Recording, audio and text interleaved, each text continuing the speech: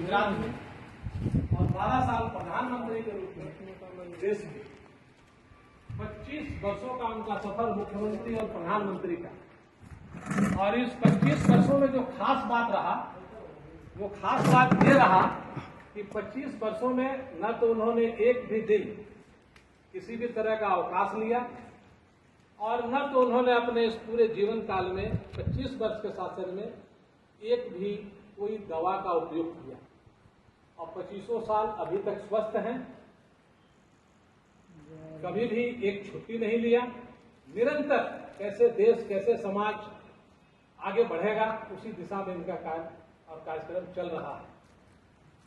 और इसी को करते करते जब कल 4399 दिन उनका निर्वाचित प्रधानमंत्री के रूप में पूरा हुआ तो उन्होंने देश में एक नया इतिहास रचा।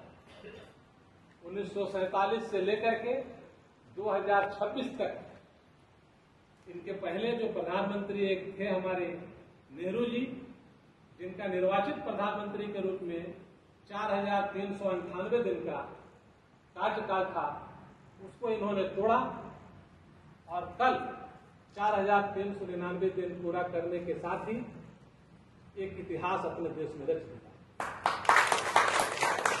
और हम सभी लोग ईश्वर से कामना भी करते हैं कि उनका यह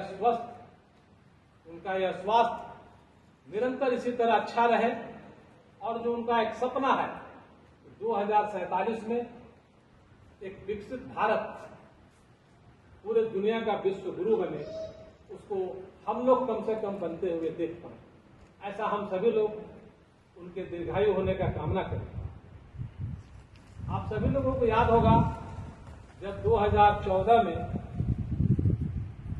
देश में चुनाव हो रहा था, इनके ऊपर काफी छींटाकशी हो रहा था और तब उनका एक 2 लाइन का शायरी कहिए शेर कहिए वो आता था कि फलक को जिद है जहां बिजलियां गिराने की, हमें भी जिद है वहां आशियां बनाने की।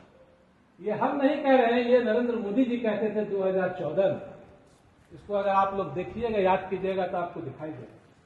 और सचमुच में जितना लोग उनके पीछे पड़े उतना ही वो आगे बढ़े, क्योंकि उनका सोच, उनका काम, उनका विश्वास, ये सारा चीज सच्चा था और सच्चे मन से देश के लिए उन्होंने अनेकों काम किए। आज सैकड़ों योजनाएं, एक दो नहीं, सैकड़ों योजनाएं ऐसा चल रहा है जिसमें कोई न जाति है, न धर्म है, न समुदाय है, कुछ भी नहीं। सबका साथ सबका विकास जो उनका नारा था, उसी के अनुकूल हर जाति धर्म को जो भी योजना है सब देने का काम वो कर रहे हैं। आप देखेंगे जब 2014 में आए वो, तो उन्होंने कहा था कि हम देवालय से पहले शौचालय बनाएंगे। लोगों ने इस बात पर काफी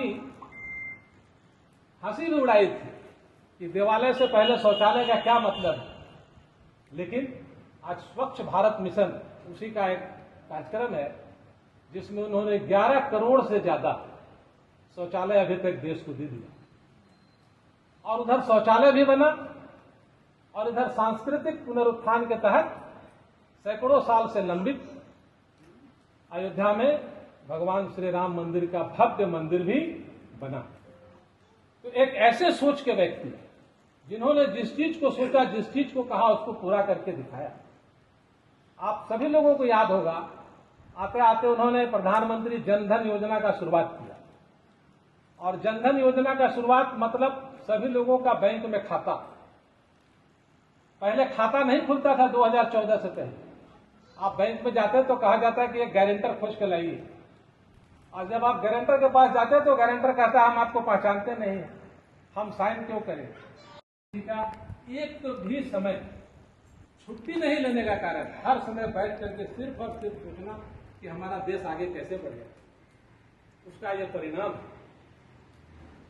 तो ऐसे प्रधानमंत्री को न सिर्फ हम लोगों का बल्कि हम लोगों के साथ जितने लोग हैं उन सभी लोगों का साथ मिलना चाहिए, ताकि हम लोग अपने देश को आगे ले जा सके और देश को आगे ले जाने में जो हमारे प्रधानमंत्री नरेंद्र मोदी जी हैं उनका हम लोग साथ दे सके। इनका इस तरह का अनेकों काम है जिसको हम लोग देख रहे हैं, जान रहे हैं।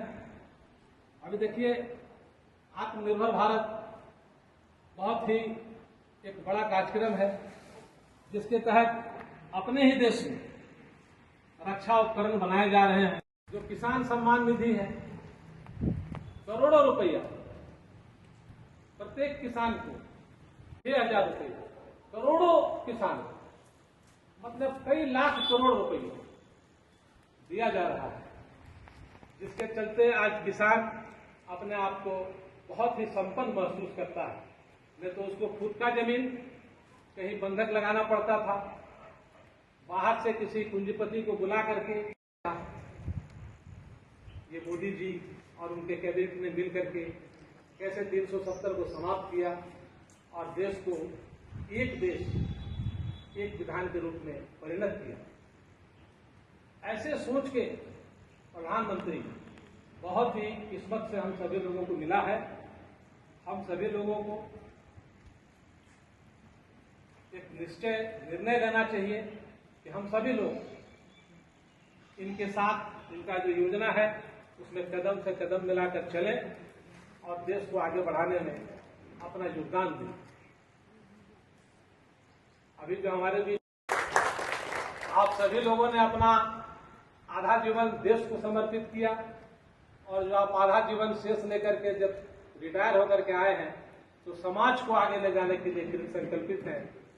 ये आप लोगों का बड़प्पन है और ऐसे हमारे देश के सिपाही होते हैं, ये हम सभी लोगों को जानने की जरूरत है। बहुत ज्यादा तो हम नहीं कहेंगे, लेकिन इतना जरूर कहेंगे कि मोदी जी जो हम सभी लोगों के बीच में है तो ये ईश्वर के दूत के रूप में है।